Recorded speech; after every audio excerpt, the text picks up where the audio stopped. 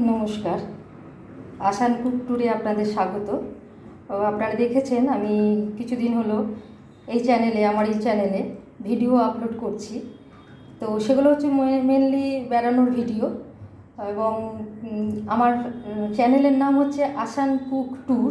তো এই নামের অর্থটা আমি বলে দিচ্ছি, কিছুটা তো আপনারা বুঝতেই পারছেন, কিন্তু আসান এখানে আমি সহজেই যেগুলো করা যায় সাধারণ মানুষের রিচের মধ্যে সেই রকমগুলোই চেষ্টা করব, মাঝে মাঝে তো একটু ভালো মন্দ দেবই।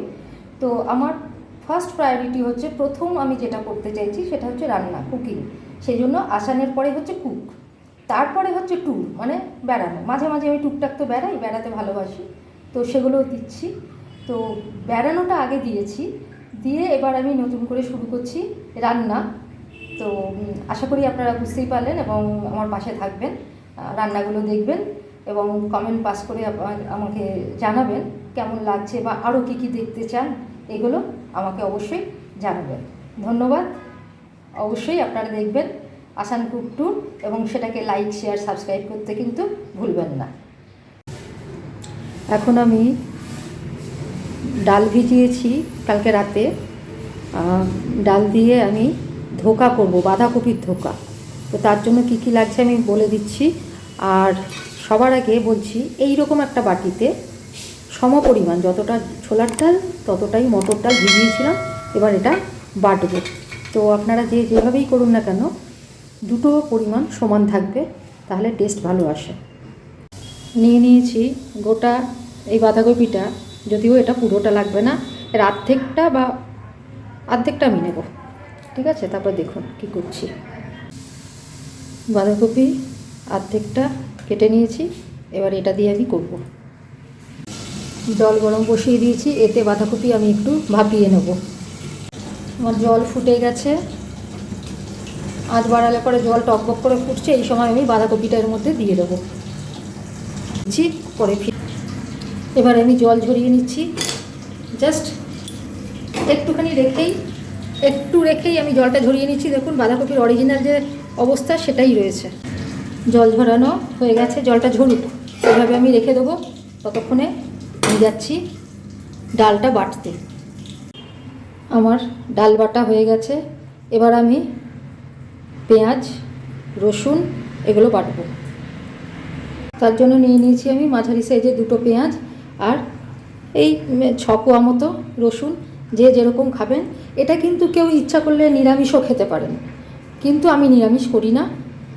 আমি এটা একমাত্র ছানার ডালনা ছাড়া আমি কোনো কিছু, কিন্তু কোপ্তা বলুন, ধোকা বলুন, আমি নিরামিষ করি না। তাই যারা ইচ্ছা করবেন তারা কিন্তু পেঁয়াজ রসুন বাদ দিতে পারেন। আমার পেঁয়াজ বাটা হয়ে গেছে, এবার আমি শুরু করব। এবার আমি বাঁধাকপিগুলোকে একটু এইভাবে, যদি জল থাকে সেই জলটা আমি ঝরিয়ে নেব।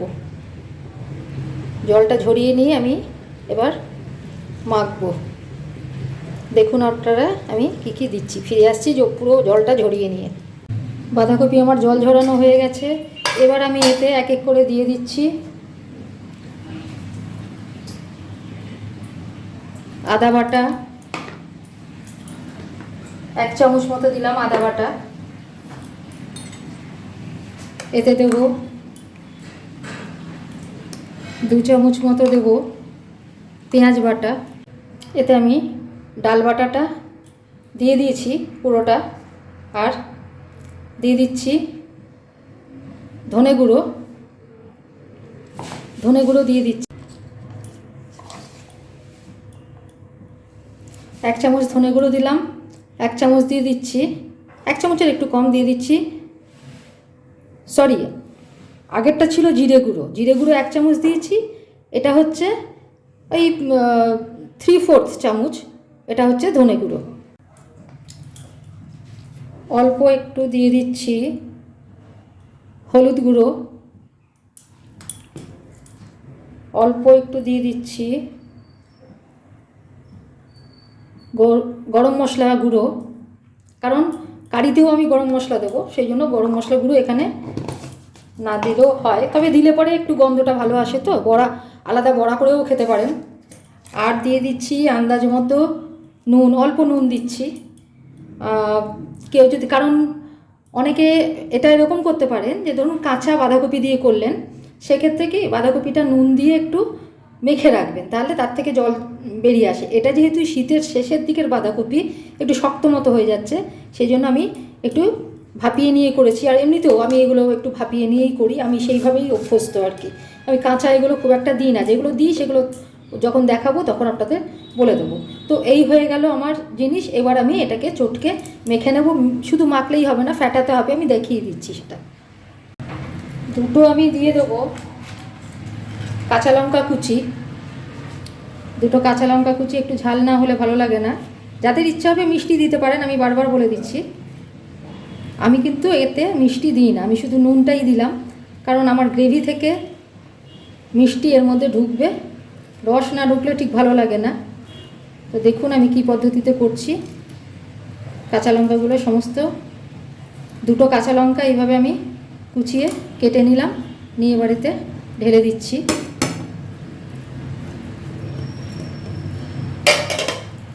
এবার চটকে এটাকে মেখে নেব, আর কিচ্ছু করার দরকার নেই, জাস্ট মিশিয়ে নেব এইভাবে। এইভাবে একটু ঘুরিয়ে নেব, ফেটিয়ে নেব, যাতে ডালটা একটু হালকা হয়ে যায়। তাহলে কি হবে, ভেতরে রসটা ঢুকবে। যদি আপনি এরকম না করেন তাহলে কিন্তু অনেক সময় ভেতরে রস ঢোকে না, ঠিক আছে?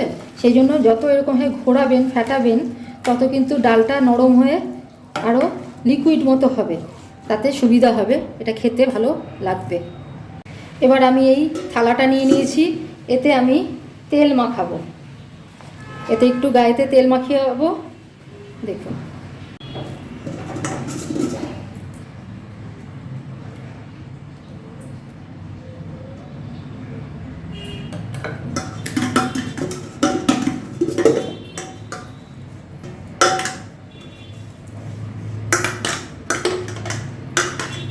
তেল মাখানো হয়ে গেল।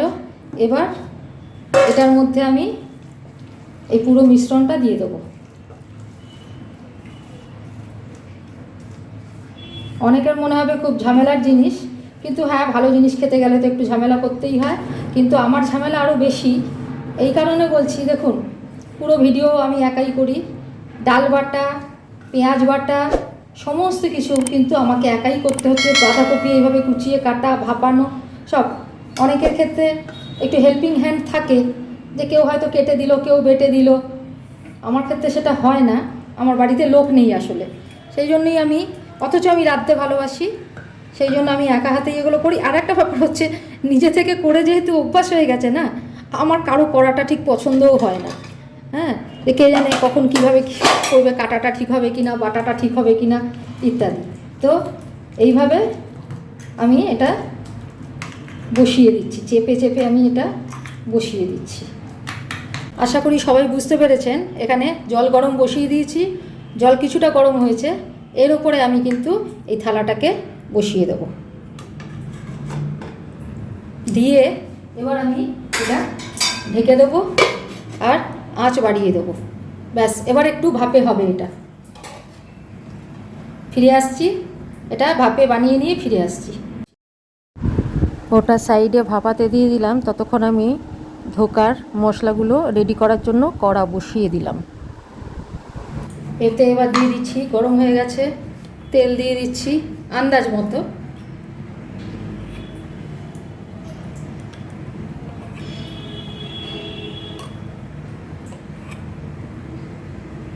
চার কলা মতো তেল দিয়ে দিলাম। তেল গরম হয়ে গেছে, এবার আমি এতে ছেড়ে দিচ্ছি আলুগুলো। এবার আমি ঢাকাটা খুলে একটু দেখব কতটা হলো। ঢাকা সরিয়ে দিলাম। এবার সেটা দেখার জন্য এই চামচের পেছন দিক দিয়ে আপনারা এরকম সাইডে ঢুকিয়ে দেখবেন। দেখুন এখানে ঢুকিয়ে দেখছি একটু কাঁচা আছে, মানে যদি কাঁচা থাকে তাহলে কিন্তু চামচের পেছনে লাগবে। মাঝখানটা বেশি কাঁচা আছে, এখানেও লাগছে, কিন্তু এই সাইডগুলোতে কিন্তু হয়ে গেছে, ঠিক আছে? এই সাইডে কিন্তু লাগছে না। তো আমি সিম আঁচে দিয়ে করছি। স্বাভাবিকভাবেই একটু টাইমটা বেশি লাগবে, কারণ আঁচ যদি বাড়িয়ে দেন তাহলে পরে কিন্তু নিচেটা লেগে ধরবে, ঠিক আছে? তো সিম আঁচে না হলেও মিডিয়াম লো আছে একটু করতে হবে। আঁচটা সামান্য একটু মিডিয়াম লোতে আছে, একটু টাইম লাগবে। আমার আলু ভাজা হয়ে গেছে, এবার আমি আলুগুলোকে তুলে নেব। এতে দিয়ে দিচ্ছি 1 চামচ গোটা জিরে, দিয়ে দিচ্ছি 2টো তেজপাতা,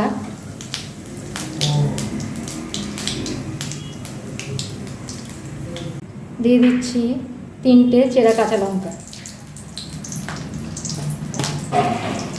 যাতে না ছেটে তার জন্য এতে সামান্য নুন দিচ্ছি।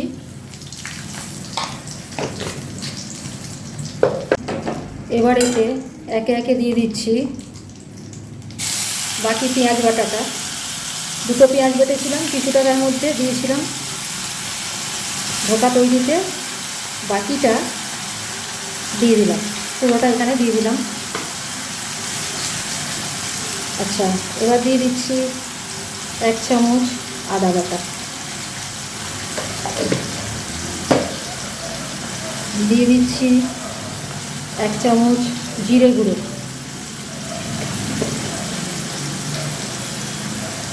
দিয়ে দিচ্ছি 1/2 চামচ ধনে গুঁড়ো,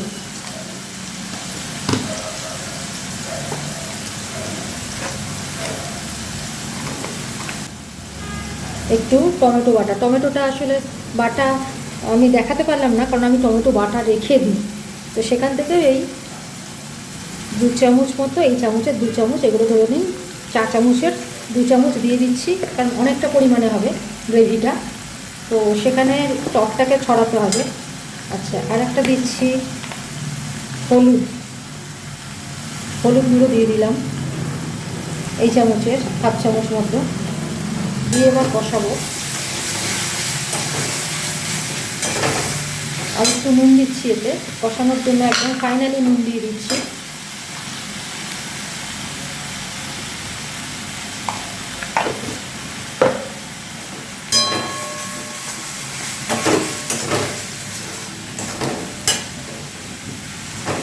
কষাবো, ওটা কিন্তু ভাপাটা কিন্তু এখনও হচ্ছে, যদি লেগে ধরে তার জন্য মাঝে মাঝে আমি এই পেঁয়াজ ধোয়া জলটা আর এটা একটু করে দিয়ে দিচ্ছি। ডাল বাটা জলটাও রয়েছে একটু, ডাল ধোয়া জল যেটাতে বেটেছি সেই মিক্সি ধোয়া জল, ডালের জল, ডাল বাটা জল, আর হচ্ছে পেঁয়াজ ধোয়া জল, পেঁয়াজ রসুন ধোয়া জল, এটা দিয়ে এইভাবে কষানো যেতে পারে। আজটা তাহলে বাড়িয়ে দেওয়া যায়, লেগে ধরবে না। এইবারে এর মধ্যে দিয়ে দিচ্ছি 1 চামচ চিনি,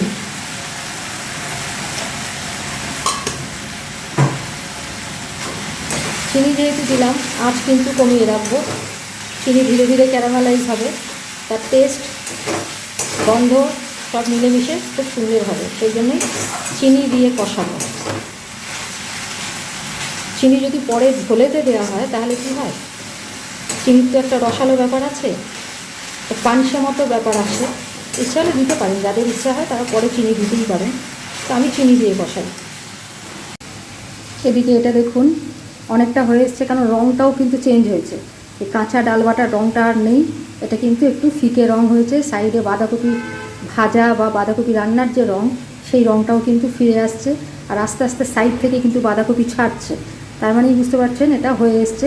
তবু আমি নামাচ্ছি না, মাঝখানটা যেহেতু একটু মোটা হয়তো হয়েছে, মাঝখানটা একটু এইভাবে দেখে নিচ্ছি, আর একটু হোক তারপরে আমি নামাবো। এখন কিন্তু এটা আমি সিম আঁচে দিয়ে রেখেছি, কারণ জলটা আস্তে আস্তে কমে যাচ্ছে। এবার এটা হয়ে গেছে, আমি এটা নামিয়ে নেব। ওদিকে আমি মশলা কষিয়েও নামিয়ে রেখেছি, এবার এটা আমি নামাবো। এবার এটা হয়ে গেছে, এবার আমি এটাকে কাটবো পিস পিস করে।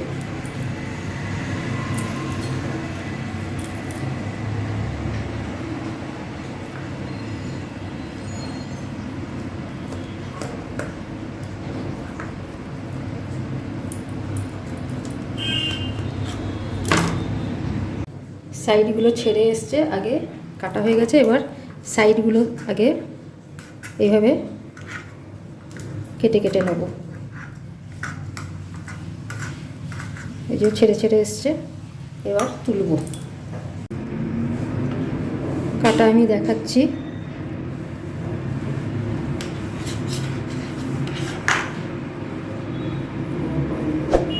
এই যে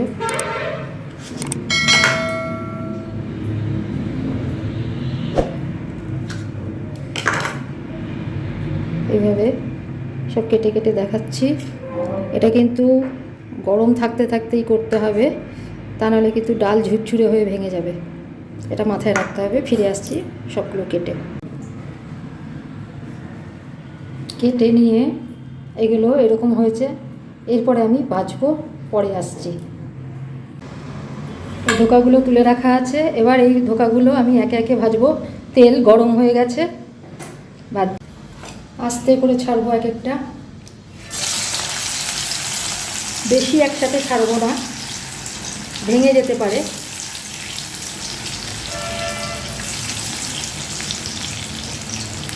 ব্যাস 5টা একসাথে ছাড়লাম। এবার এটা হতে থাক, ঢেকে দেবো। উল্টে দিয়েছি বড়াগুলোকে। হালকা আঁচে করতে হচ্ছে, মিডিয়াম টু লো আঁচে করতে হচ্ছে, তা নাহলে ভেতরটা ভাজা হবে না বা সিদ্ধ হবে না ঠিক মতো। ওই জন্য হালকা আঁচে করছি। ফিরে আসছি ভেজে নিয়ে। এবার আমার ধোকাগুলো ভাজা হয়ে গেছে, আমি তুলে নিয়েছি। এবার বলি, সব ধোকাগুলো কিন্তু আমি একসাথে আজকে রান্না করব না। এইটাই এর সুবিধা যে আপনি কিন্তু ভেজে রেখে দিতে পারেন। আজকে যতগুলো দরকার আজকে করলেন, এরপরে ফ্রিজে রেখে দিলেন, কিছুদিন পরে কিন্তু আবার করতে পারেন বা গেস্ট এলেও করতে পারেন। এটা ভেজে রেখে দেওয়া সুবিধা। আমি দেখেছি যে বিভিন্ন জায়গায় কিন্তু এইরকমভাবে ধোকা বানিয়ে দোকানে, মিষ্টির দোকানে বিক্রি করে। হ্যাঁ, আর নিরামিষ যদি করতে চান, আমি তো এটা নিরামিষ করিনি, নিরামিষ যদি করতে চান তাহলে কিন্তু পেঁয়াজের বদলে আপনারা নারকেল কোড়াও দিতে পারেন, খেতে খুব ভালো লাগবে। ঠিক আছে, এবার আসছি। আমি তো সমস্ত সবজি টবজি সব কিছু মশলা ভেজে রেখেছি, তা চট করে তাহলে আমার হয়ে যাবে। আসছি সেদিকে। আলু আর মশলাটা এবার একসাথে একটু কষিয়ে নিচ্ছি, আর কষানোর দরকার নেই। এবার আমি এতে জল ঢেলে দেবো।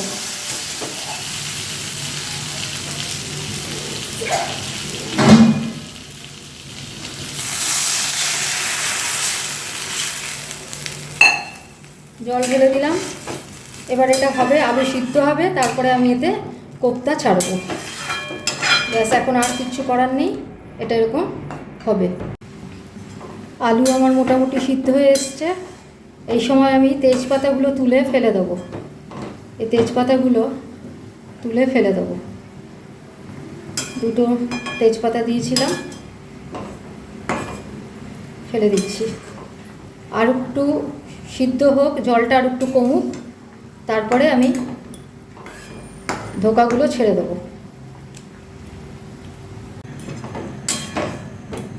জল কমে এসছে।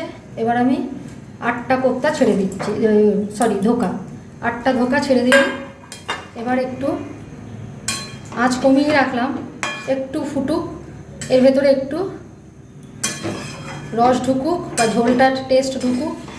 দুদিকেই কিন্তু হালকা আছে, প্রথমে আঁচ বাড়িয়ে দিই ধোকা ভাজার সময়, যাতে গরমটা তাড়াতাড়ি হয়। তারপরে কিন্তু আঁচ কমিয়ে এগুলো ভাজতে হবে, কারণ ভেতর অবধি ভাজতে হবে। এগুলো পুরো মোটা মোটা আছে, তো ভেতর অবধি ভাজতে হবে এবং দুদিকে বেশ ভালো কড়কড়ে লাল মতো ভাজতে হবে। যদি একটু ব্রাউন কালার মতো থাকে না, তাহলে কিন্তু এগুলো ঝোলে দিলে পরে গলে যাবে। আর অনেকে করে যে এর ওপরে ঝোলটা ঢেলে দিল, কারিটা ঢেলে দিল। আমি সেটা করি না, আগেই বলেছি। তো আমি যেহেতু ফোটাবো, ভেতরে রস ঢুকবে, সেই জন্য আমি কিন্তু খুব কড়া ভাজি এগুলো। যে কোনো ভাজাগুলোই কিন্তু যেগুলো কারিতে দিতে হয়, খুব কড়া ভেজে আমি করি, সেরকমভাবেই ভেজেছি। এবার ফিরে আসছি, এর মধ্যে রস ঢুকে যাক, এরপরে কি করছি দেখাচ্ছি। আমার কোপ্তা হয়ে গেছে। এবার আমি দিয়ে দিচ্ছি, নামাবো তার আগে দিয়ে দিচ্ছি গরম মশলা হাফ চামচ, চা চামচের হাফ চামচ, আর দিয়ে দেবো ঘি। ঘিও তাই অল্প। আমি ঘি গরম মশলা খুব বেশি দিই না, জাস্ট তরকারির গন্ধটা একটু চেঞ্জ হবে সেই হিসাবে দিই। আর এবার আমি ঢাকা দিয়ে দেবো, গ্যাস বন্ধ করে দেবো।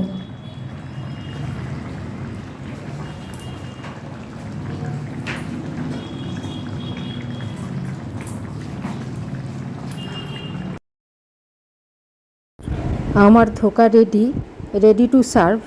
এবার এগুলো আগে ধোকাগুলো আগে আমি তুলে নিয়েছি। আপনারা তো দেখলেন যে আমি এটা ফুটিয়েছি। এবার যদি কড়ার সাথে একসাথে যদি এগুলো ঢালি তাহলে কিন্তু ভেঙে যাওয়ার চান্স থাকতে পারে, কারণ এগুলো গরম আছে, অতএব নরম আছে। সেই জন্য আগে ধোকাগুলো তুলে নিয়েছি, তার উপরে এইগুলো কারিটা ঢেলে দেবো। কিন্তু অনেকে যেটা করে যে শুকনো ধোকার উপরে কারি ঢালে, আমি কিন্তু সেটা করলাম না, সেটা আপনারা দেখলেন। আমার ধোকা রেডি টু সার্ভ।